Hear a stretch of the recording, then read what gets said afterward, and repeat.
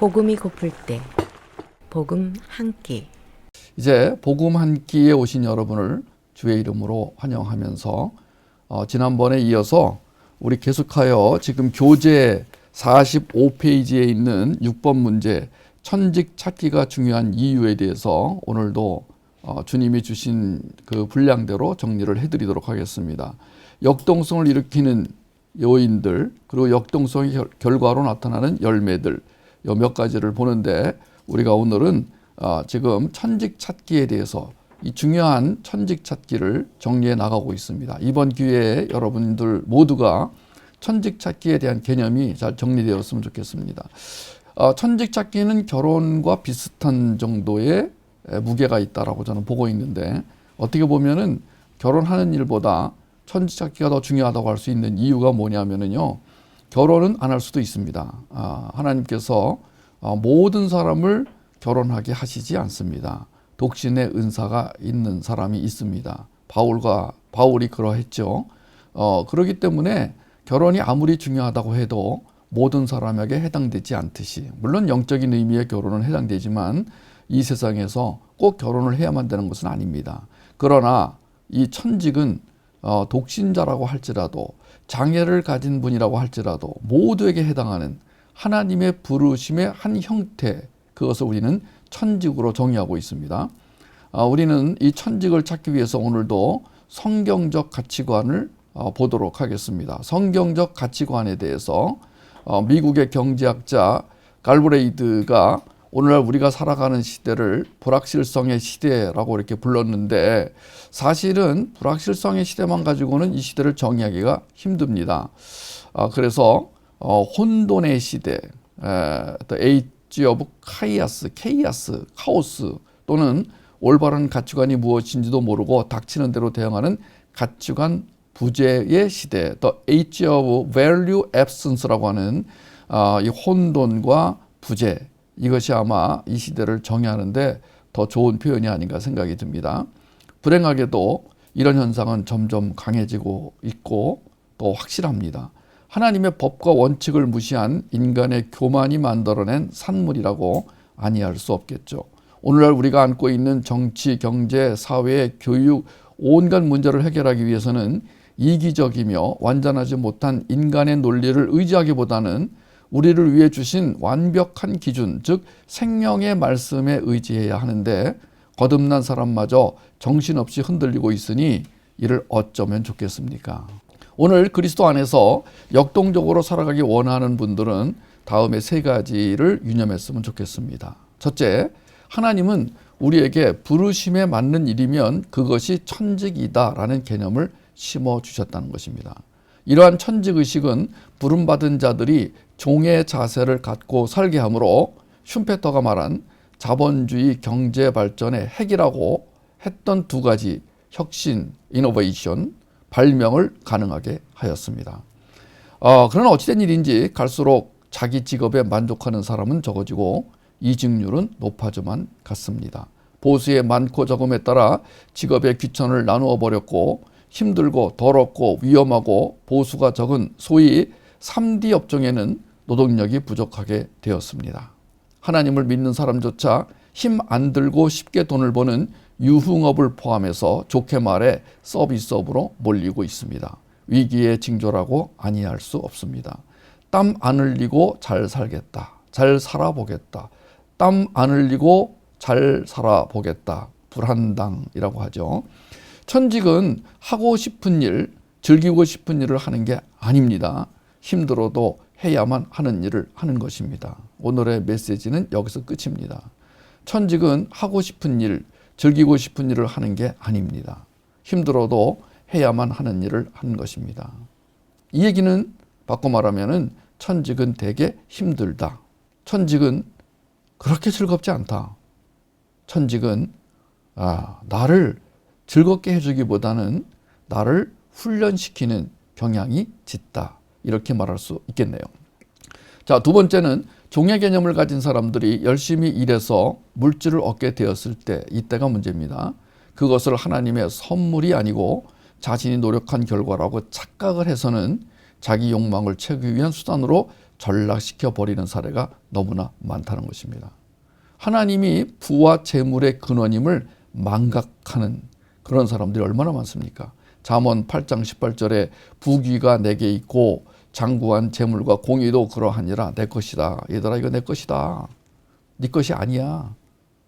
전도서 5장 19절에 또한 어떤 사람에게든지 하나님이 재물과 부요를 그에게 주사 능히 누리게 하시며 제 몫을 받아 수고함으로 즐거워하게 하신 것은 하나님의 선물이라. 예, 그러니까 뭐 선물이니까 내 마음대로 하면 되겠죠. 아니죠. 성경은 하나님으로부터 받은 물질을 선용할 것을 직접 간접적으로 이렇게 저렇게 애들로 말하시기도 하고 직접 말하시기도 합니다. 누가복음 10장 31절부터 보면은 선한 사마리아인 비유가 나옵니다. 예수께서 대답하여 이르시되 어떤 사람이 예루살렘에서 여리고로 내려가다가 강도를 만나매 강도들이 그 옷을 벗기고 때려 거의 죽은 것을 버리고 갔더라. 마침 한 제사장이 그 길로 내려가다가 그를 보고 피하여 지나가고 또 이와 같이 한 레위인도 그곳에 이르러 그를 보고 피하여 지나가되 어떤 사마리아 사람은 여행하는 중 거기 이르러 그를 보고 불쌍히 여겨 가까이 가서 기름과 포도주를 그 상처에 붓고 싸매고 자기 짐승에 태워 주막으로 데리고 가서 돌보아 주니라. 그 이튿날 그가 주막 주인에게 데나리온 2를 내어주며 이르되 이 사람을 돌보아 주라. 비용이 더 들면 내가 돌아올 때 갚으리라 하였으니 네 생각에는 이 세 사람 중에 누가 강도 만난 자의 이웃이 되겠느냐. 이것은 비유로 보면은 예수 그리스도가 우리의 이웃이시고 우리를 도와주시고 살려주신 분이다 라고 하는 해석도 가능하지만 문자 그대로 보면은 얘들아 어려움을 당했을 때 니들이 어떻게 해야 되니? 라고 하는 우리에게 묻는 말씀이기도 합니다.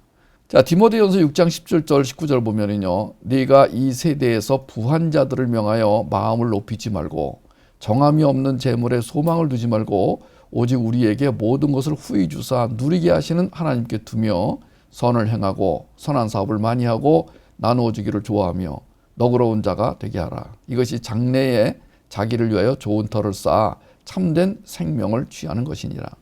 이 말씀은 뭐 아까 우리 선한 사마리아 비유보다 훨씬 더 직설적이죠. 하나님은 분명히 말씀합니다. 정함이 없는 재물에 소망을 두지 말아라. 그리고 하나님에게 그 소망을 두라. 재물에 소망을 두지 말고 하나님에게 두라. 예, 알겠습니다. 아멘.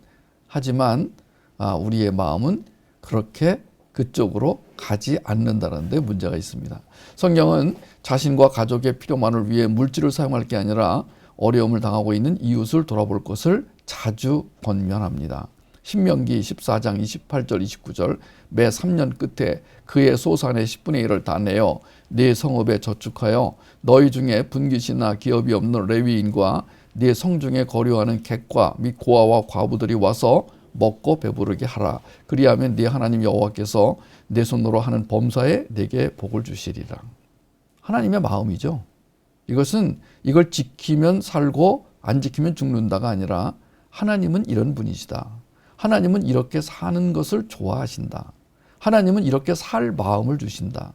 우린 이것을 하나님의 마음으로 받아들입니다. 자신을 주의 종이라고 부르면서 할 짓 안 할 짓 다 하고 이 땅이 전부인 양 누릴 것 다 누리고 사는 사람은 결코 주의 종이 될 수가 없습니다. 아무리 뭐 주의 종 뭐 할지라도 종이 뭡니까? 종이 뭐예요? 종은요 3가지의 자유를 포기한 사람이에요. 시간의 자유, 물질의 자유, 의지의 자유. 그것도 완전 포기한 그런 자를 종이라고 합니다. 적당히 포기하면 종이 될 수가 없습니다. 3번째, 검소와 근면과 청렴과 정직한 생활은 예수 그리스도 구속의 은혜를 받은 사람에게서 나오는 아름다운 삶의 모습이라는 점을 기억했으면 좋겠습니다.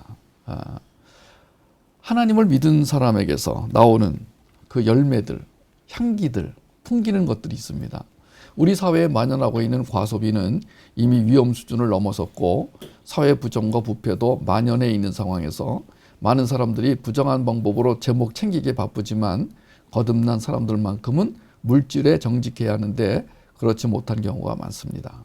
거듭난 이후에도 결핍이라는 상처와 그로부터 나오는 욕망의 문제를 해결하지 못하면 거룩한 백성으로의 삶은 어렵게 되는 것입니다. 그렇게 되면 세속화시키려는 사단의 그물에 걸려들 위험이 매우 커지는 것이죠. 네 번째, 하나 더 있습니다. 모든 것은 하나님께로부터 온 것으로 우리는 그것들을 관리하도록 위임받은 자에 불과하다는 청지기 의식은 천직을 찾는 거듭난 사람의 기본 자세라는 것입니다. 자, 우리는 자녀됨에서 종됨, 그리고 청지기됨, 제자됨, 사역자됨, 그리고 신부됨의 자리까지 온 사람들입니다. 오늘 복음 함께 들어오신 분들은 이게 하나의 과정이고 이 단계를 거쳐서 하나님이 우리를 하나님의 신부로 만들어 가시는 것을 알고 있는 분들입니다. 여러분 축복받은 분들이에요. 종이 끝이 아닙니다. 종의 단계도 못 건너간 사람들이 어떻게 신부의 삶을 살겠습니까? 우리가 예수를 믿고 거듭나면 자연스럽게 예수 그리스도의 자녀가 됩니다. 그런데 이제 종부터는 자기 스스로 선언하는 것입니다. 어떻게 하냐고요? 사도 바울이 그렇게 했습니다. 바울은 자기를 소개할 때마다 예수 그리스도의 종 나 바울은, 누가 시키지 않았어요. 예수님이 그렇게 하라고 안 그랬어요. 우리가 예수를 믿고 나면은요, 어느 순간 자녀에서 종의 단계로 넘어가는 자신을 보게 됩니다. 그 다음에 청지기죠. 청지기는 이제 하나님께로부터 위탁받았다, 위임받았다, 이 인식을 갖고 사는 사람들을 말합니다. 그 사람에게는 이 종보다도 청지기 단계에서는 더더욱 이 천직 개념이 중요하겠죠. 모든 것은 하나님의 소유이고 우리는 관리를 위임받은 자들이다. 그런데 그럼에도 불구하고 마치 자기 소유인 것처럼 주신 것들을 마음대로 사용하고 사용 목적도 하나님을 기쁘시게 하기보다는 자기 개인의 만족을 극대화시키는 데 있다면 이건 정말 큰일이죠. 그런데 그런 사례가 많다는 것입니다. 그러니까 이 천지 개념 속에는 굉장히 넓은 개념이 들어가 있는 거예요. 천지 개념 속에는 아들됨, 그리고 종됨, 청지기됨, 적어도 이 세 영역의 범위의 삶이 천지 개념에 들어가 있는 것입니다. 사실 영적 싸움, 우리가 영적 싸움, 영적 전쟁 그러는데 영적 싸움은요 한마디로 욕망과의 싸움이에요. 사단도 우리 안의 욕망을 이용할 뿐입니다. 세상 정신은 욕망을 부채질하고 욕망을 정당화합니다. 그러니까 이 자기 내면의 욕망의 문제를 해결하지 못하면 부르심의 문제, 천직의 문제는 해결할 수가 없어요. 아무리 자식한테 천직을 찾아라, 이것이 너의 천직이다라고 알려줘도 자기 내면에 있는 욕망의 문제를 해결하지 않는 자식이라면 천직 얘기는요 그냥 마이동풍이에요. 우이독경입니다. 어쩌면 좋아요. 천직을 못 찾으면 크리스찬으로서 풍성한 사람은 살 수가 없는데, 천직을 못 찾으면 하나님과의 관계가 애매해지는데 어쩌면 좋아요. 자, 하나님 첫 번째 명령이, 하나님이 인간을 만드시고 첫 번째로 주신 명령이 땅과 모든 생물을 다스려라. 창세기 1장 28절이 인간에게 주신 첫 번째 명령이잖아요. 그래서 하나님의 사역에 동참할 수 있는 특권을 주신 거예요. 이것은요. 이 명령은 특권이에요. 우리가 명령 그러니까 힘들다가 아니라 정말 어마어마한 특별 권리를 주신 거잖아요. 그런데 첫째 아담부터 그러한 특권을 포기하고 말았습니다. 오늘날에는 자신의 필요를 마음껏 채우며 자기 중심적인 관리에만 집착합니다. 그러다 보니까 하나님이 주신 이 자연 만물을 파괴하는 일들이 비일비재해졌습니다. 정말 위기입니다. 우리가 뭐 꼭 자연보호로 안 가더라도, 그린피스로 안 가더라도, 북극곰 살리기로 안 가더라도 하나님이 주신 명령 잘 관리해라. 이건 내 것인데 네가 잘 관리해야 된다. 그런데 우리는 우리 욕망을 위해서 마구 파괴하고 있습니다. 어쩌면 좋아요. 정말 위기죠. 자, 다시 한번 우리 종을 생각해 보십시다. servant, 종됨, servantship. 우리가 이제 종이란 개념보다는 종됨의 개념이 중요하다고 그랬죠.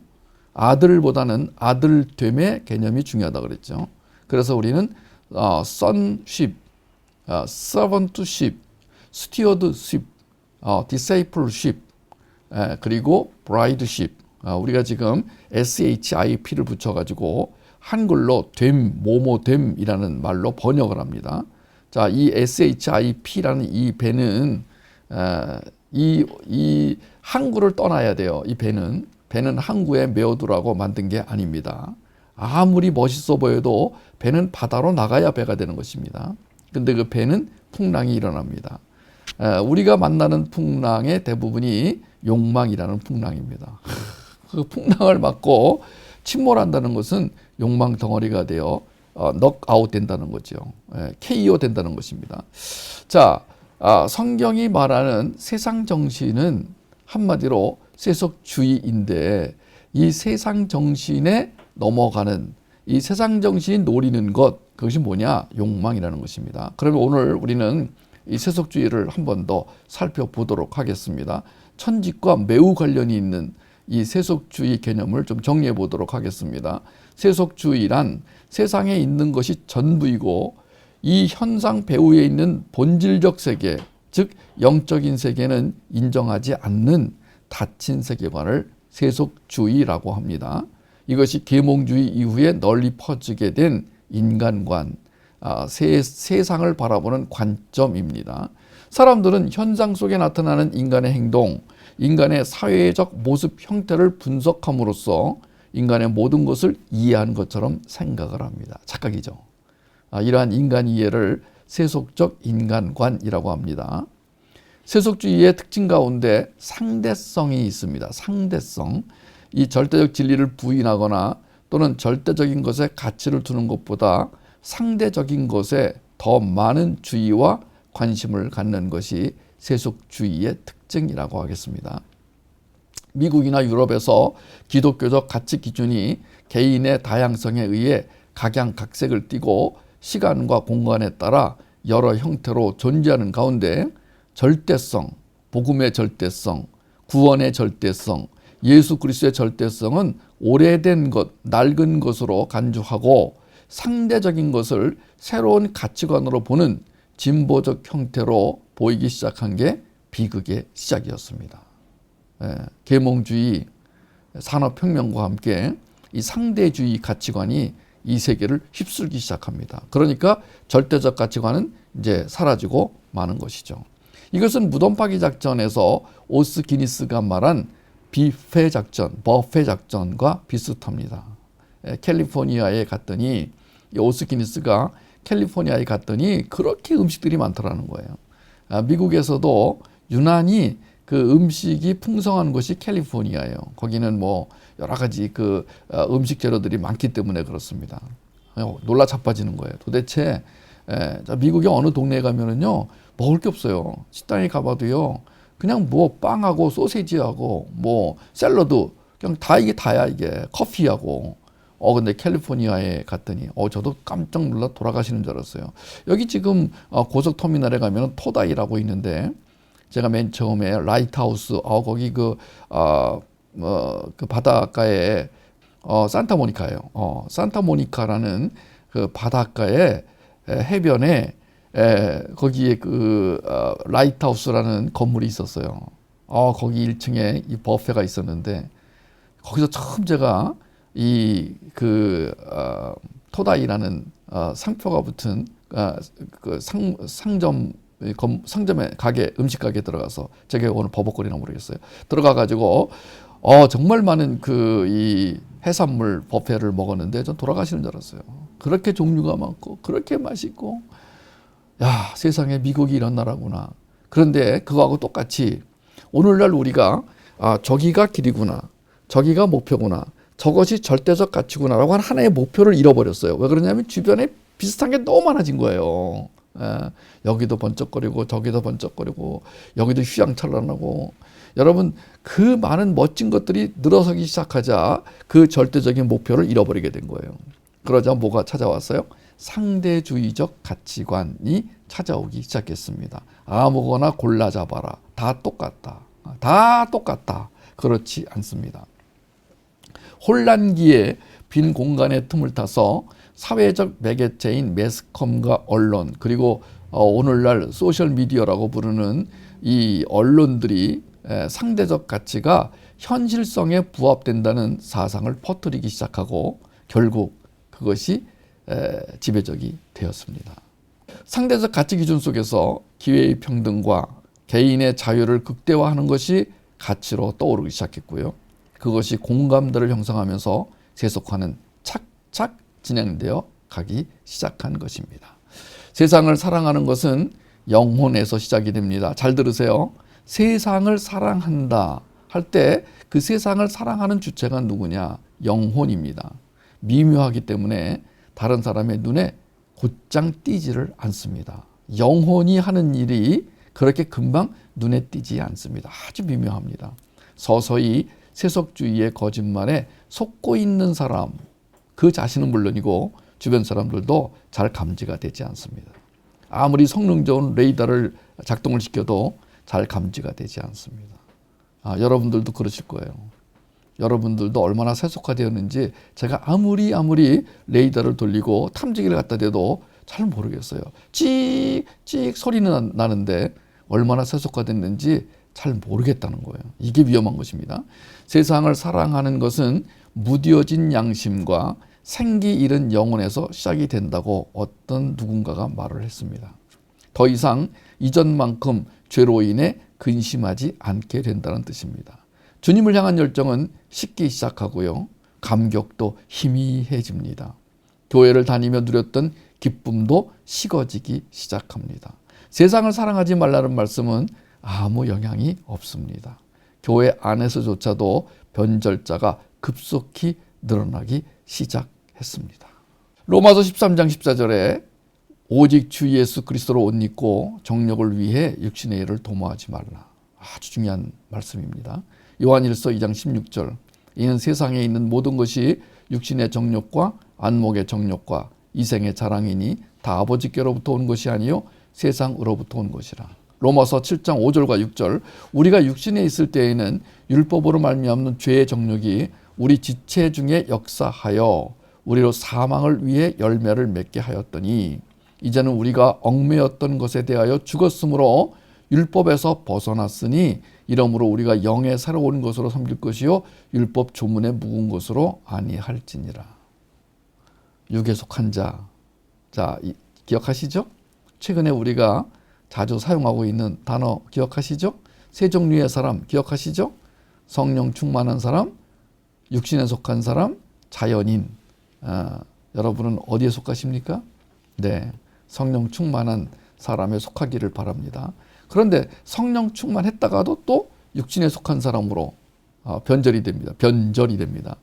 육신에 속한 사람이 되었다가 복음을 듣고 다시 또 성령 충만한 사람으로 됩니다. 그리고 다시 또 변절합니다. 자, 우리가 얼마나 빨리 육신에 속한 사람에서 성령에 충만한 사람으로 변환될 수 있는지, 이것이 우리의 성화를 좌우하게 되는 것이죠. 방황하는 사람과 변절자는 겨우 종이 한 장 차이다. 제가 오늘 누군가 쓴 이 말을 듣고 공감을 많이 했어요. 어떤 누가 방황을 한다. 그럼 그 사람은 거의 변절자예요. 여러분, 하나님의 부르심에 응답하고 하나님이 주시는 천직을 발견한 사람은 방황하지 않습니다. 제가 늘 말하는 안정감이 있는 사람, 불안정하지 않고 안정감이 있는 사람, 내일도 그럴 거라고 믿어지는 사람, 오늘까지 아름답게 산 그 모습을 보며 저분은 내일도 저렇게 살 거야 라고 믿어지는 사람이 있어요. 근데 어떤 사람은 내일 모르겠어. 나는 저 사람이 내일 여기를 떠날지 그만둘지 도망갈지 방황할지 모르겠어요. 너무나 많은 사람들이 목표를 찾지 못합니다.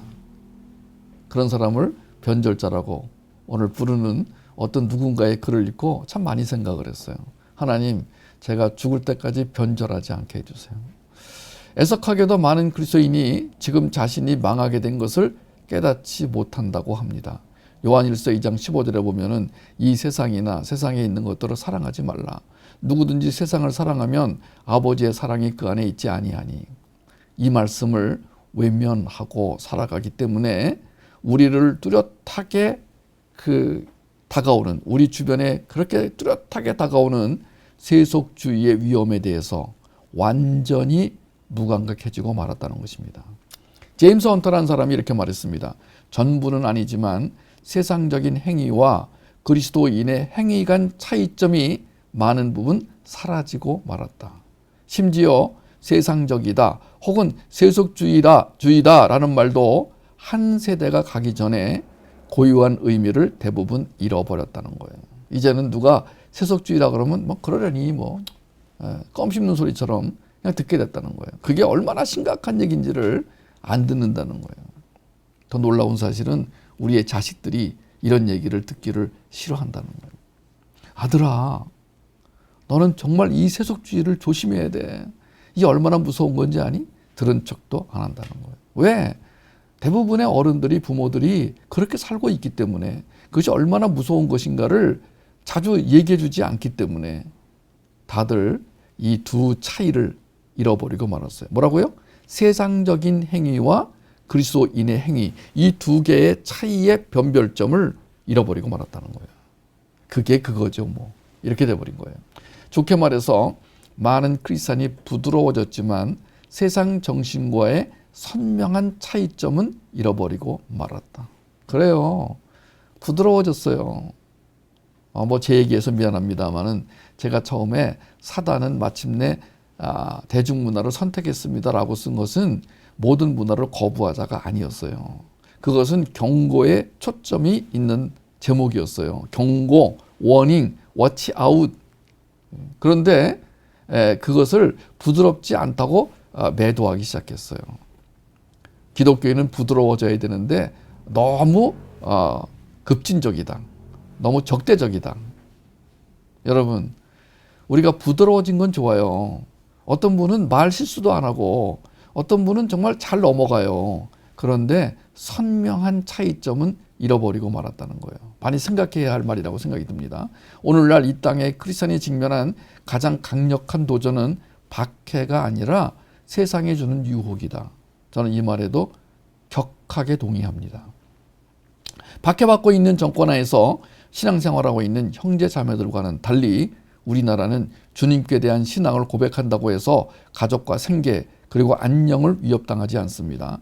대신 우리는 훨씬 더 모호하고 훨씬 더 교묘한 방법으로 망하게 되었습니다.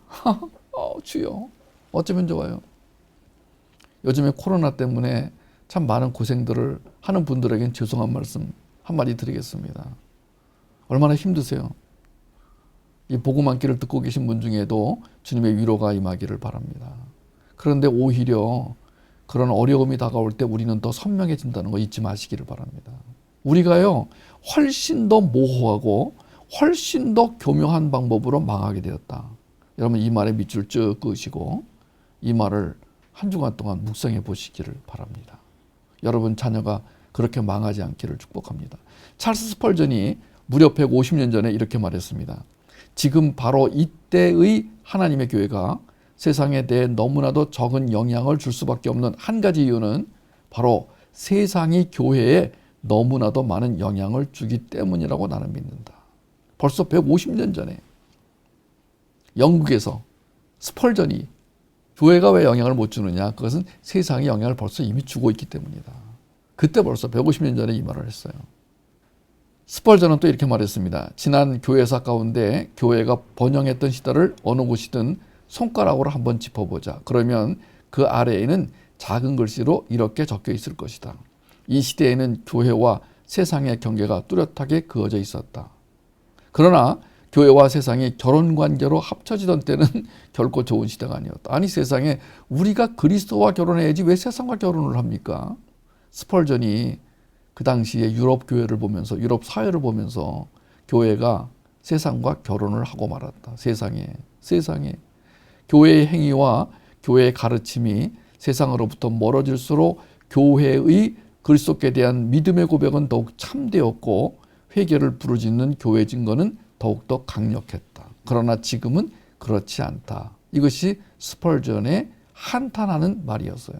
스펄전은 다시 한번 이렇게 기록했습니다. 세속주의는 교회에서 자라나고 있다.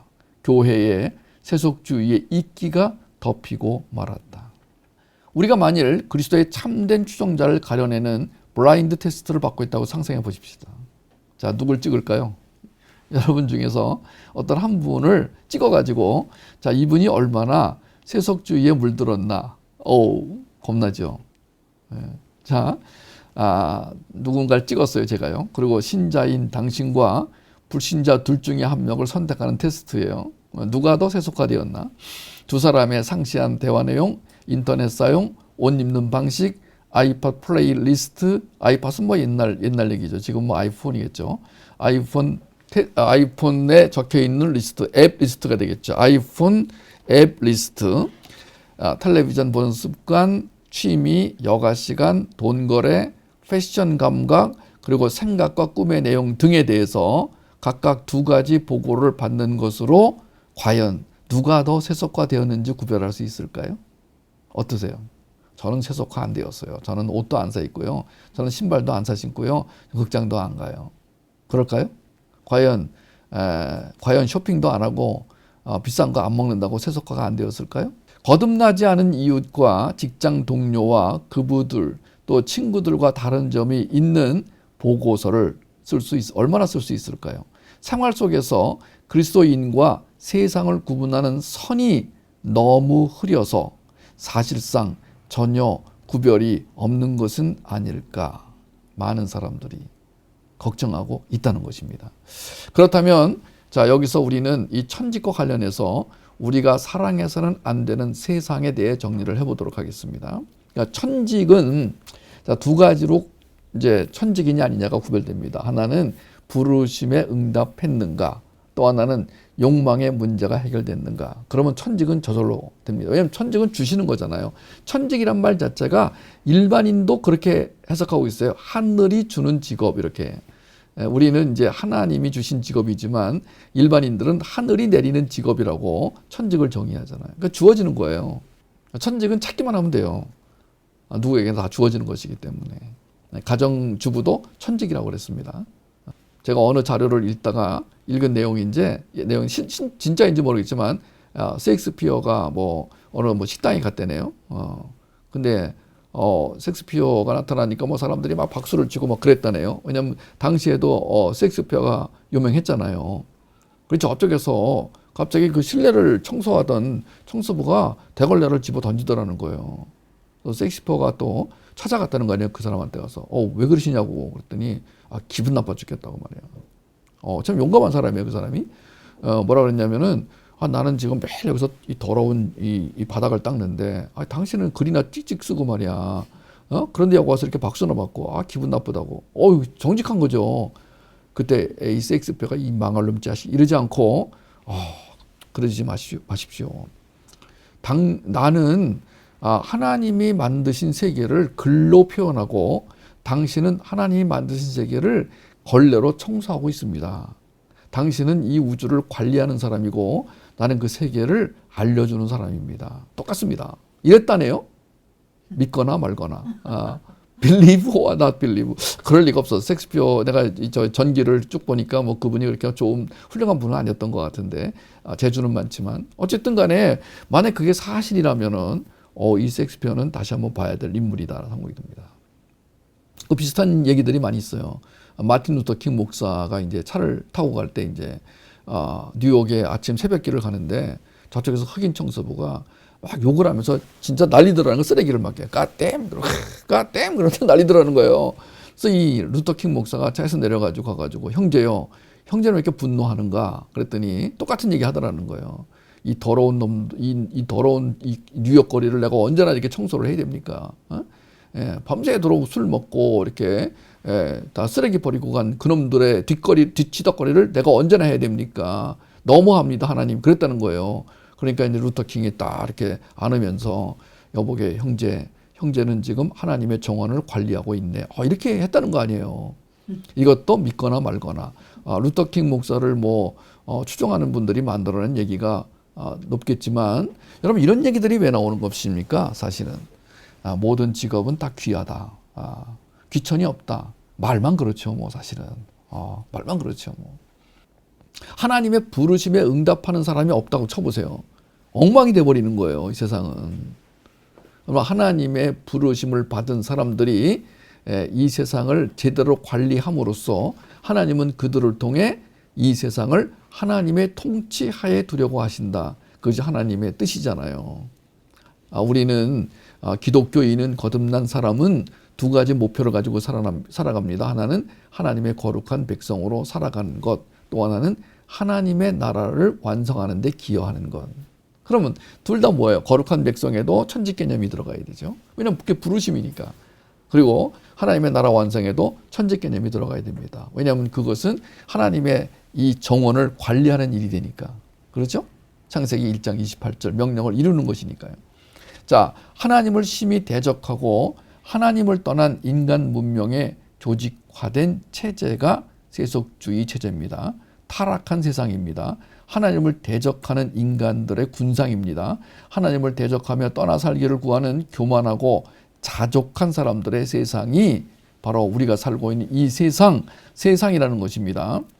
하나님의 의로우신 진노를 받아 마땅한 그곳이 세상입니다. 그리스도의 복음을 단호히 거부하는 그곳이 세상이고, 이것이 바로 우리가 살아가지 말도록 금하시는 세상이라는 것입니다.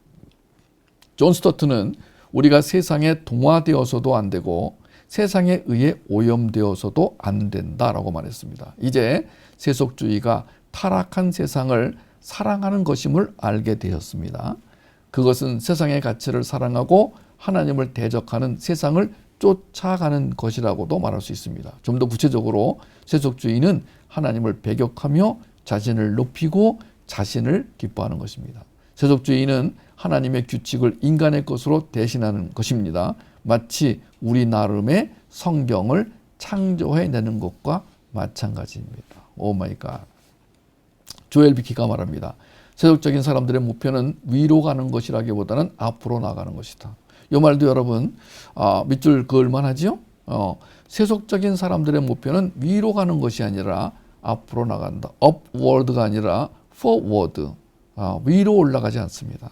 우리는 엘 콘도르 바사, 독수리가 날개치는 것 같이 그 더운 기류를 타고 쫙 올라가는 그것이 우리 삶의 목표입니다. 그런데 세속주의에 빠진 사람들은 앞으로 그냥 앞으로가 아닙니다. 나의 장애물을 짓밟고 나의 장애물을 제거하고 앞으로 하나님을 부인하지 않아도 그분을 무시하며 잊어버리는 사람들이 있습니다. 부인하진 않습니다. 하나님이 없다라고 말하지 않습니다. 그런데 무시합니다. 망각하고 삽니다. 아니면 오직 자신의 이기적인 목적을 이루기 위해 하나님을 이용합니다. 세속주의는 한마디로 말해서 하나님을 떠난 인간의 본성이라고 말할 수 있겠습니다. 이안 머레이가 이렇게 말했습니다. 세속주의는 하나님을 떠나는 것이다. 인간 중심적인 사고방식이기 때문에 인간의 타락한 본성과 근원적으로 분리되지 않는 목표를 갖게 한다. 그리스도를 위해 바보가 되는 것을 부정한다. 이 말을 하니까 또 오스기니스의 무덤 파기가 떠오르네요. 이 무덤 파기 작전에 보면은 사단이 이제 어떻게 교회를 세속화시키는가, 멸망시키는가 이 작전이 쫙 설명이 되어 있는데, 그러니까 사단의 그 비밀 전략 보고서잖아요. 그게 이 그레이브 디거 파일이라는 그 책 전체가 사단으로부터 입수한 파일을 공개하는 거잖아요. 그래서 이제 그 작가의 서문을 보면은 어떻게 이 파일을 받게 되었는가 나오는데, 그것은 뭐냐? 바보가 되기를 원하는, 바보를 존경하는, 그 바보는 누구냐면 예수 그리스도고, 바보가 되기를 원하는 사람들은 크리스찬을 말하는 거예요. 진짜 바보를 그리워하는 그 적군 중에 그런 스파이가 하나 있었다는 거예요. 예, 그러면서 그 서류를 넘겨주어서 이쪽에서 읽게 되었다는 것입니다. 여기 참 그 말이 난 좋아요. 뭐냐면은 그리스도를 위해 바보가 된다. 이 땅에서 그리스도를 위해 바보로 살 사람이 누구십니까? 바보로 살기 원하는 사람이 누구십니까? 바보로 사는 것을 좋아하는 분이 누구십니까? 나는 그리스도를 위해 바보로 살겠습니다. 자랑스럽게 말할 수 있는 분은 누구십니까? 우리 모두가 이 땅에서는 훈련을 받기 위해 온 것이며, 그 훈련이 끝나면은 진짜 우리가 본토로 본향으로 가야 되는데 이 땅에서는 뭐로 사는 게 정상이라고요? 바보로 사는 것이 정상이다. 그리스도를 위한 바보. 거듭나지 못한 사람의 마음가짐으로 우상을 받아들이고 하나님과 전쟁을 벌이는 기독교인이 있다면 진짜 이 사람은 바보라고 하기보다도 좀 모자라는 사람이죠. 이상한 사람이죠. 아까 말한 변절자가 되겠습니다. 외적인 것에 대한 배타적인 초점을 두거나 외적인 것의 중요성을 인정하지 않는 것 모두 요점을 놓쳤다고 말할 수 있겠습니다. 성령의 감동을 받은 사도 요한은 전혀 다른 차원에서 이 논쟁을 다루고 있는데요. 그는 내면에서 세속주의를 다루고 있습니다. 왜냐하면 세속주의라는 것이 우리 내면에서부터 일어나기 때문이라는 것입니다. 세속주의는 우리 마음에 있다는 것입니다. 우리의 행위가 내면에 있는 세속주의에 대한 증거가 될 수 있는 것은 분명하지만 세속주의가 겉으로 드러난 행동에 있지 않습니다. 사람의 내면이 세속주의가 정말로 존재하고 거처하는 곳이다. 그것은 우리 마음속에 둥지를 틀고 살고 싶어 한다는 것입니다. 세속주의의 본질은 육신의 정욕, 안목의 정욕, 이생의 자랑 이런 거 다 아시죠? 이건 뭐 기본적으로 다 아시죠? 즉 소유하고 행동하는 모든 것에 대한 자랑입니다. 이 구절에 대해서 데이비드 잭맨은 이렇게 말했습니다. 세상적인 것의 특징은 외부 환경에 대한 내면의 반응을 말한다. 이것도 밑줄 쳐볼 만합니다. 자, 우리는 오늘 천직 찾기에 중요한 세속주의, 그것에 대해 반응하는 나의 마음을 점검하는 시간을 갖는 것입니다. 그런데 자, 세상적인 것의 특징, 우리가 세상적이다. 이 사람은 세상적이야, 세속적이야 이렇게 말할 때 그 상황을 이렇게 표현할 수 있다는 거예요. 외부 환경에 대해서 이 사람이 그 내면이 어떻게 반응하는가. 여러분 어떻게 반응하세요? 한번 점검해 보시기 바랍니다. 세속주의는 바로 다름 아닌 우리 마음 안에 도사리고 있다. 누구도 여기서 자유로울 수가 없다. 비켜갈 수가 없다. 육신의 정력이라는 표현과 함께 사도 요한은 우리의 마음을 겨냥하고 있습니다. 데이빗 폴리스는 욕망 가운데 있는 악은 종종 원하는 대상 자체에 있는 것이 아니라 그것을 지나치게 원하는 그 자체에 있다. 우리 마음속에서 뭔가를 욕망하는 게 있어요. 원하는 게 있어요. 근데 그게 숨어 있어요. 가려 있어요. 포장되어 있어요. 그래서 드러내질 않아요. 그런데 우리가 주님에게 집중하여 그 문제를 보기로 마음 먹으면 그게 보인다는 것입니다. 자, 이보다 더 귀한 통찰을 찾아내기가 쉽지 않다. 육신의 정력은 우리가 경배하는 거짓 신이 되어버린 합법적 요구다. 타락한 세상에 속한 것들을 너무 많이 갈망하는 것이다. 동의합니다. 또한 육신의 정력이라는 것은 돈을 벌고 싶은 합법적인 욕구가 돈을 벌고 싶은 소리 없는 욕구로 바뀔 때, 와우, 인사이트를 주는 말씀이죠. 육신의 정력이라는 것이 뭐냐? 돈을 벌고 싶은 합법적인 욕구가 돈을 벌고 싶은 소리 없는 욕구로 바뀔 때를 말한다. 욕구가 필요로 대체가 되는 거예요. 나는 돈이 필요해. 왜냐하면 이렇게 되는 거예요. 그 욕구인데 사실은. 아니 욕구가 아니라 욕망인데 그 욕망이라는 말을 안 써요. 나는 필요해. 이렇게. 나는 애들도 키워야 되고 집도 넓혀가야 되고 나는 선교도 해야 되고 교회당도 져야 되고 그래서 돈이 필요해. 이렇게 합법화시킨다는 거예요. 여러분 주의 깊게 들어야 됩니다. 욕구 자체가 본질상 전혀 잘못된 것이 아닌 경우가 많습니다. 욕구라는 말은 사실은 건전한 게 많아요. 욕구가 삶의 지평을 지배할 때, 즉 꼭 가지지 않으면 안 되는 것이 될 때 우상 숭배와 세속주의에 빠지게 된다. 와우. 칼빈이 말했듯이 인간의 마음은 영구적인 우상 제조 공장 아니던가요? 우리가 에덴에서 타락한 이래로 욕망으로부터 자유로울 사람은 아무도 없습니다. 자, 안목의 정욕, 마음에서 육신의 정욕이 생기기도 하지만 보는 것에 따라 육신의 정욕이 일어난다는 것. 이건 뭐 보나마나합니다. 이것은. 저는 요즘에 밖에 안 나가는 게 참 저한테는 너무나 행복하고 감사합니다. 저는 집돌이는 아닙니다만은 저는 태생이 돌아다니는 태생인 것 같아요. 저는요, 이렇게. 베가본드처럼 이렇게 유목민처럼 저는 그래서 평생 동안 정말 많이 돌아다녔는데 그게 별로 피곤하지 않았어요. 즐거웠어요. 그런데 집에만 있어도 좋아. 저는 집에서도 할 일이 너무나 많어. 집에 있으면 좋은 게 뭐냐? 뭐 살 게 없어. 뭘 욕망이라는 게 별로 없어요. 집에만 있고, 더군다나 집에서 제가 하는 일이라고는 이렇게 복음을 전하는 일, 세상적 어떤 일이 아니고 성경적 일, 그리고 또 복음변증학교 자료를 만드는 일, 이런 것을 하다 보니까 한 가지 좋은 점은 뭐냐면은 욕망이 발현될 기회가 별로 없다는 거예요. 그런데 그렇지 않고 많은 것을 봐야 하는 사람에게는 그 안목의 정력을 절제하기가 얼마나 힘들까요? 그런 면에서 볼 때 시골보다는 도시에 사는 사람들이 더 이 안목의 정력에 넘어갈 위험이 높다는 것입니다.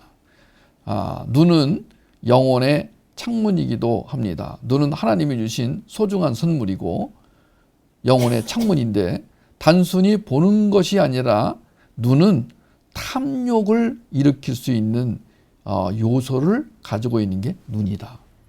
마지막으로 이생의 자랑이라는 말이 있는데 NIV 번역에 보면은 재산과 일에 대한 자랑이라고 번역해 놨어요. 여기도 우리가 낯설지 않죠. 이 유혹도 낯설지가 않습니다. 너무도 쉽게 하고 있는 일과 재능과 능력, 육체적인 외모, 소유물, 일의 성취에 대한 자랑에 쉽게 빠지는 우리 자신을 보게 됩니다. 너무 겸손하기 때문에 큰 소리로 자랑하지는 못하지만 자기가 이룬 재산과 업적으로 은밀한 쾌감을 느끼는 사람들이 많습니다. 우리가 뭔가를 이뤄냈을 때 은근히 자랑하고 싶어 합니다. 그게 이생의 자랑입니다. 우리는 이 땅에서 소유한 재산, 그리고 자기가 이룬 업적으로 자신을 정의하려는 욕망을 가지고 있습니다. 은근히 또는 대놓고 그것들을 자랑하고 싶어집니다. 그리스도와 함께 그리스도께서 훌륭하다고 말씀하신 것으로 우리 신분을 발견해야 하는데, 그러기에 우리는 너무 연약합니다. 육에 속한 기독교인으로 살아가는 경우가 너무 많습니다. 더 큰 일은 자신이 육에 속한지도 모르고 사는 사람이 많다는 것입니다. 큰일입니다. 죽어가는 것들에 대한 살아있는 애착. 와우! 난 이것도 굉장히 오늘 좋은 표현이었어요. 죽어가는 것들에 대한 살아있는 애착. 이거 좀 어떻게 단톡방에 올려주시기 바랍니다. 이 세상 모든 것들은 다 죽어가는 것들이에요. 이 세상에 있는 것들은요, 우리가 천국에 들어갈 때 다 타버립니다. 마치 대기권에서 별똥별이 들어올 때 다 타버리듯이. 어쩌다가 주먹만한 돌멩이 하나 나오면 그거 그냥 사람 주스러 달려드는데 다 타버린다는 거예요, 대기권에서. 그와 비슷하게 우리가 이 땅에서 천국으로 들어갈 때 우리가 가지고 있는 모든 것들은 다 타버립니다. 오직 예수 그리스도의 생명, 그가 입혀주신 의의 옷만 남습니다. 그것으로 천국을 들어가게 됩니다. 근데 그 타버릴 것들, 죽어가는 것들, 그것에 대한 살아있는 애착, 대비법이죠. 죽어가는 것들에 대한 살아있는 애착을 가지고 살아가면서 복을 많이 받았다. 나는 주님께 복을 많이 받았어요. 이게 웬 복인지 몰라요. 난 자식의 복을 받고 물질의 복을 받고 건강의 복을 받았어요. 그런 모습을 또 부추기기까지 해요. 또 어떤 교회에서는요, 그런 사람들을 계속 간증자로 세워가지고 그것이 정당한 것처럼, 저 사람처럼 못 살면 신앙에 문제가 있는 것처럼. 여러분, 천직을 찾지 못하는 사람들은 대개 이런 부류의 사람이라는 것을 꼭 기억해 주시기 바랍니다. 비참한데 비참한 것을 모르는 사람들이 너무나 많습니다. 세속주의에 대한 해독제는 오직 예수 그리스도의 십자가, 거기로부터 나오는 능력밖에 없습니다. 우리가 Five Jesus Power라 부르는 그리스도의 십자가의 능력을 통해서만 이 타락한 세상의 유혹을 이길 수 있다는 것을 다시 한번 말씀을 드리겠습니다. 주님께서 십자가의 죽으심으로 말미암아 죄 용서가 이루어지고 우리가 죄를 이길 수 있는 그 힘을 부여받았다는 사실을 잊지 말아 주시기를 바랍니다. 우리와 우리 자녀에게 복음 사역, 회복 사역, 문화 사역이 정말로 필요합니다. 예수 그리스도의 십자가, 능력입니다. 십자가 자체가 능력입니다. 십자가는 저 걸려있는 저런 지금 나무 쪼가리가 아닙니다. 여러분 교회에 걸려있는 그 나무 쪼가리는 아무 능력이 없습니다. 그것은 그건 장식물입니다.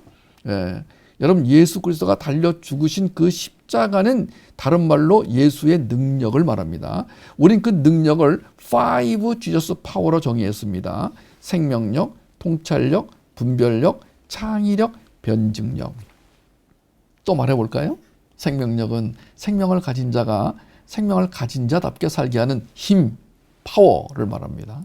통찰력은 이 어두운 세상에 어디가 길이냐, 어디가 목표냐, 천직을 찾는데 이 통찰력은 정말로 필요하죠. 왜냐하면 잘 안 보이거든요. 하나님의 귀한 것은요, 숨어 있어요. 귀한 것들은 다 숨어 있다니까요. 그거를 찾아내는 그 기쁨을 누리게 하시려고 하나님이 여기 있다. 보물찾기 할 때 보세요. 그냥 여기 있다. 열었더니만 뭐 다이소에서 파는 1,000원짜리. 근데도 여기 있다. 그냥 1,000원짜리 주면 안 받을 거야. 근데 보물찾기로 하면은 그렇게 좋아할 수가 없어. 보물찾기라는 그 자체가 우리에게 큰 기대를 갖게 하는 거잖아요. 저는 인생은 보물찾기다. 기독교인의 삶은 평생 보물찾기다. 뜻하지 않은 곳에서 그 보물을 발견했을 때 오는 그 기쁨, 그걸 누리게 하시려고 하나님은 그냥 각양각색의 방법을 다 쓰세요. 그냥 우리가 찾을 만한 곳에 안 감춰 놓으세요. 여기 있겠지 하고 보면은 거기 가재 대가리 하나, 뒷다리 하나 있고, 여기 있겠지 하면 거기 뭐 개똥이나 하나 있고, 우리가 정말 있을 곳을 보면은 없어요. 그런데 뜻하지 않은 곳에서 보물을 발견했을 때, 그것은 다이소의 1,000원짜리가 아닌 정말 귀한, 다이아몬드보다 더 귀한 하나님의 선물, 그걸 발견했을 때 오는 그 기쁨. 여러분, 보물찾기를 통해서 하나님이 주시는 기쁨을 여러분 누리시는데, 보물 중에 상보물, 진짜 보물은 뭐야? 천직이라는 거예요. 천직을 발견하는 것만큼 좋은 보물이 없다는 것을 제가 여러 번 얘기합니다.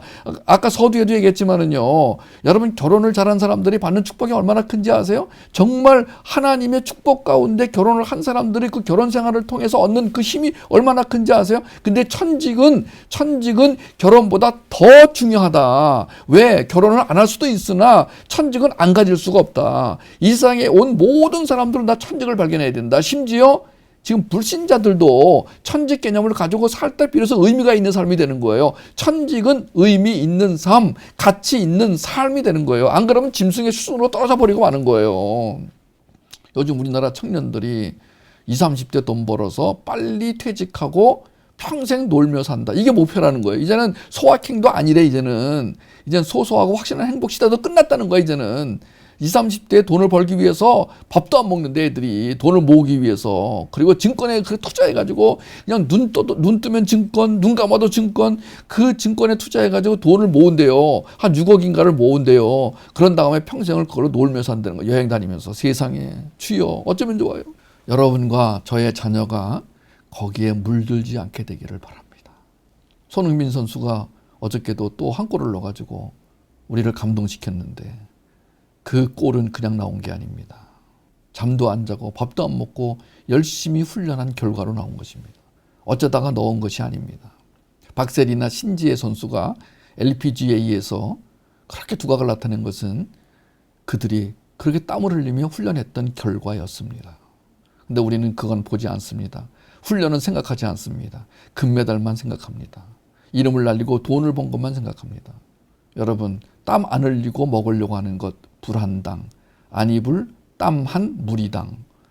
여러분, 우리 자녀가 그렇게 살지 않게 되기를 간절히 원하고, 오늘이라도 하나님 우리 자식에게 천직 개념을 심어 주십시오.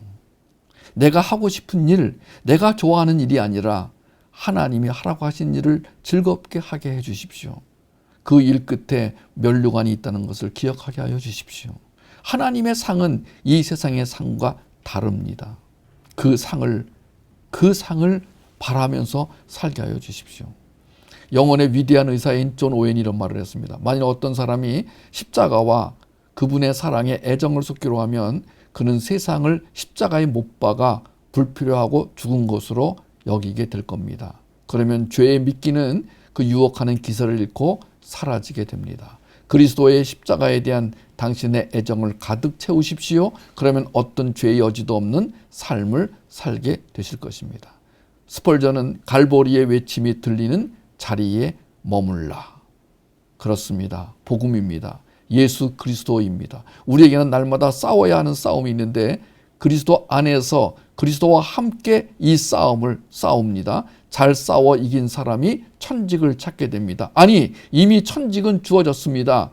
자신의 욕망이 천직을 외면하고 욕망의 구렁텅이로 나아가게 하는 것입니다. 우리가 싸워야 하는 이유는 세속주의가 그리스도께 대한 사랑을 무디게 하고 마음을 산란하게 만들기 때문입니다. 부르시는 음성을 못 듣게 하고 연합의 소망을 잊어먹게 만들기 때문입니다. 침실로 가야 하는데 돼지우리가 좋아 보이게 만들어 그리로 걸음을 옮기게 합니다. 그쪽으로 가면 안 돼. 거기 돼지우리야. 그러는데 엄마 난 여기가 좋아요. 이 어쩌면 좋아요.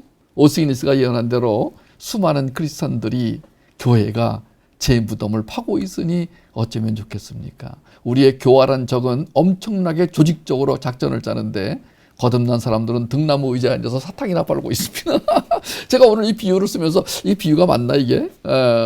또 그의 자녀는 옆에서 스마트폰만 바라보고 있으니 어쩌면 좋겠습니까? 세속주의가 그만큼 위험한 것은 그리스도께서 매우 영광스러우시기 때문이다. 이건 제가 한 말이 아닙니다. 요거는 앞에 요거 사탕이나 빨고 있다는 제가 쓴 건데 요거는 제가 딴 분의 말을 가져온 겁니다. 세속주의가 그만큼 위험한 것은 그리스도께서 매우 영광스러우시기 때문이다. 저 이거 한참 생각을 했어요. 이게 무슨 뜻이지? 여러분 한번 잘 생각해 보세요. 세속주의가 그만큼 위험한 것은 그리스도께서 매우 영광스러우시기 때문이다. 어떤 말에는 메타포가 들어있기 때문에 잘 살펴보시면 아하, 이것은 여러 각도로 해석이 가능한 말이니까 잘 살펴보시기를 바랍니다. 자, 오늘 여기까지만 해드리도록 하겠습니다. 오늘의 이야기를 정리해 보도록 하죠. 자, 저는 지금 계속해서 천직에 대한 부분을 정리해 드리고 있습니다. 너무너무 중요한 천직. 아마 저를 만나신 분들은 저에게서 많이 듣는 용어들이 있는데 그 중에 하나가 이 천직이라는 말이죠. 천직이 영어로 뭐라 그랬어요? vocation입니다. vocation은 어디서 왔다 그랬어요? 보칼에 하나님이 부르다. 자, 이 세상에는 두 종류의 사람이 있습니다. 하나님이 부르신 사람과 하나님이 유기한 사람. 이것은 아마 다음 복음변증학교에 제가 다루게 될 주제입니다. 하나님의 섭리, 하나님의 섭리는 하나님의 부르신 사람을 중심으로 섭리가 펼쳐져 나갑니다. 그 섭리는 다른 말로 하면 묵시라고 할 수 있습니다. 그 묵시가 섭리를 통하여 풀어져 나가는 게 역사입니다. 그 역사의 주인공은 하나님이시고 그 역사를 이루는데 쓰임받는 사람들은 하나님의 사람들입니다. 그 하나님의 사람들이 하나님의 역사를 만들어갈 때 가장 중요한 도구로 사용되어지는 것이 천직입니다. 이 천직을 발견한 사람은 그러므로 부르심에 맞게 살아가는 것이고 천직을 발견하지 못한 사람은 부르심 받았는데 엉뚱한 삶을 살게 되는 것입니다. 너무 중요하죠? 이 천직과 관련한 지금 중요한 요소들을 제가 정리해 드리고 있습니다. 여러분 그냥 단편적으로 흘려보내지 마시고 제가 지금 정리해드린 이 내용들을 마인드맵으로 그려보시면은요, 아하, 요건 여기에 배치하고 요건 여기에 배치하고 가운데 가장 중요한 천직이라는 용어를 중심으로 해서 오늘은 세속주의, 그 세속주의를 부추기는 욕망 또는 세상 정신, 요것들을 제가 정리해 보았습니다. 우리는 이 개념들을 받아들이면 그걸로 이해하고 끝나는 것이 아니라 이 개념들과 함께 싸워야 할 것은 무엇이고 그리고 우리가 이것을 우리 안에 받아들여야 할 것은 무엇인지 구별하는 통찰력과 분별력을 갖게 됩니다. 우리는 하나님의 말씀을 들으면은 그 말씀 자체가 우리 안에 들어와서 생명력으로 역사하는 것을 느끼고 또 교육과 훈련을 통해서 양육을 통해서는 통찰력과 분별력이 강화되는 것을 깨닫습니다. 그러면서 그것이 열매로 나타나는데 창의력과 변증력으로 나타나서 우리가 우리 자신을 변증해야 됩니다. 여러분 변증의 대상은 꼭 타인이 아닙니다. 자기도 변증의 대상입니다. 여러분 자기와 스스로 대화하지 않으세요? 여러분 스스로 대화하시죠? 예, 여러분 안에 있는 육신과 대화를 안 하십니까? 하시죠? 예, 육에게 타 이르시는 거예요, 여러분. 육아 그러지 말아라. 나는 네가 뭘 원하는지 알고 있다. 나는 너를 따라가지 않겠다. 나는 영을 따라 살겠다. 네가 지금 아무리 울고 자빠져서 뒹굴어도 나는 너를 돌아보지 않겠다. 미안하다. 그리고 여러분 대화하는 거예요. 여러분 안에 육과 대화를 하는 거예요. 그리고 영과 대화를 하는 거예요. 나는 영을 따라가겠습니다. 나는 영이 나를 인도하는 대로 가겠습니다. 그 영이 인도하는 대로 가는 그 삶이 구체적으로 펼쳐져 나가는 것이 뭐라고요? 도구가 뭐라고요? 천직. 우리는 그 천직을 통하여 하나님이 주신 그 묵시의 세계를 실제 눈으로 보이게 펼쳐 보이는 거예요. 여러분 이게 얼마나 위대한 일인지 아세요? 대통령이 되면은요, 그 국민이 원하는 것들을 정책으로 펼쳐 나가는 것이고, 우리가 지금 하나님의 천직을 갖게 됐다는 것은 하나님의 부르심에 맞는 일들을 눈에 보이게 만들어 가는 거라니까요. 저는 복음변증학교 이 자료를 준비할 때 하나님 이번엔 뭘 다뤄야 됩니까? 그 다루는 것에 대해서 정리를 하는 거예요. 이렇게. 제가 지금 하는 게 되게 어려운 주제예요. 하나님의 절대 주권, 하나님의 섭리. 이걸 어떻게 애들에게 설명할까? 그래서 제가 영화를 찾는 거예요. 영화를 가지고 설명하기 위해서. 그래서 제가 영화 중에 하나 고른 게 뭐였냐면은 그 사운드 오브 뮤직을 골랐어요. 사운드 오브 뮤직의 그 마리아가 처음에 나는 수녀로 살겠다. 근데 얘는 수녀가 아니야. 누가 봐도 수녀가 아니야. 수도원에 있는 모든 수녀가 다 똑같이 알아. 얘는 수녀가 될 애가 아니야. 내쫓지를 못해. 왜냐하면 수녀 되겠다고 하는데 왜 내쫓아요. 근데 원장이 아주 기가 막힌 제안을 하죠. 네가 수녀가 될 사람인지 아닌지 한번 시험해 봐라. 그래서 트랍대령 집에 가정교사 자리가 나는데 한번 거기 가서 한번 해보고 네가 정말 수녀가 될 사람인지 아닌지 알아봐라. 아주 굉장히 참 좋은 제안이죠. 아주 참 좋은 리더예요. 야 이년아, 수녀로 들어왔으면 이년아 왜 자꾸 밖에 나가고 그래 왜? 문 걸어 잠그고 얘 묻거나 이러지 않고 마리아 나는 너에게 자리 하나를 제안하겠다. 나한테 부탁이 왔는데 트랍대령이라고 아내를 잃고 애를 7명이나 키우는 호라비가 있다. 그 집에서 가정교사 원하는데 한번 가볼래? 이렇게. 여러분 우리가 이 세상을 살아가면서 천직을 찾기 위해서는 하나님의 음성을 들어야 되는데 그 하나님의 음성을 듣는 과정에서 하나님이 반드시 사람을 통해 말씀하신다는 거예요. 물론 때로는 환경을 통해 말씀하시기도 하고 때로는 뭐 신문 쪼가리 하나 읽고 찾게 하시기도 하고 별의별 방법으로 보물을 찾게 하시는데 주로 사람을 통해 말씀하십니다. 그리고 드디어 영화는 해피 엔딩으로 끝납니다. 영화 역사상 아마 이 사운드 뮤직만큼 수많은 사람의 사랑을 받은 영화는 없다고 저는 단정합니다. 이 영화는 영원히 미국의 어느 도서관에 영원히 영구 소장되어 있는데 이 영화는 실화를 바탕으로 만들었지만 실화와 픽션을 가미한 영화로서 이 영화에 나오는 노래만 해도 영원히 오고 오는 사람들에게 기억이 되는 언제 불러도 괜찮은 노래들. 제가 이 사운드 뮤직에 나오는 마리아를 통해서 하나님의 섭리를 이해시키려고 하는 거예요. 또 하나는 굉장히 어려운 영화가 있어요. 굉장히 어려운 영화인데 제가 이제 쉬운 영화, 어려운 영화를 골고루 섞어가면서 어떻게 우리 아이들이 하나님의 절대 주권과 하나님의 섭리를 이해하게 할까 이걸 고민하는 이 작업이 그런데 저는 즐겁습니다. 고통 속에 즐겁습니다. 왜 그런지 아세요? 이걸 통해서 얼마나 많은 아이들이 부모들이 하나님의 그 섭리와 절대 주권을 깨달을 수 있을까? 그걸 오늘 아침에 또 필라델피아 밤 10시 넘어서 오늘 여기 한국 시간 12시 반이면 거의 밤 10시 반이거든요. 미국의 밤 10시 반이면요. 그냥 깜깜한 밤이에요. 그런데 그 밤에 그분들이 자지 않고 나하고 대화를 하면서 정말 이런 것을 우리 아이들에게 보여주고 싶어요. 라고 할 때 제가 너무 감사했습니다.